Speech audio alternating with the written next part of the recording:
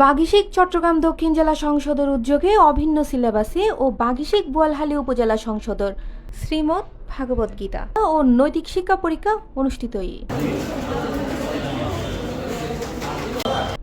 জানুয়ারির 9 তারিখ শুক্রবার ফজরত গোমদন্দি পাইলট মডেল উচ্চ বিদ্যালয়ত এই মেধাবৃত্তি পরীক্ষাও অনুষ্ঠিত হয়। এই মেধাবৃত্তি পরীক্ষাত উপজেলার বিভিন্ন শিক্ষা প্রতিষ্ঠানত তৃতীয় শ্রেণীতুন পঞ্চম শ্রেণী, ক বিভাগ ষষ্ঠ শ্রেণীতুন অষ্টম শ্রেণী পর্যন্ত, খ বিভাগ ও নবম শ্রেণীতুন চতুর্থ পর্যন্ত গ বিভাগে মোট পরীক্ষার্থী আছিল 600 শিক্ষার্থী। 55টি জেলাতে একযোগে একই সময়ে একই প্রশ্নপত্র এবং একই সিলেবাসের আলোকে আর গীতা পরীক্ষা শুরুই এবং তারা খুব সুন্দর পরিবেশত সুশৃঙ্খলভাবে তারা পরীক্ষা দেয়।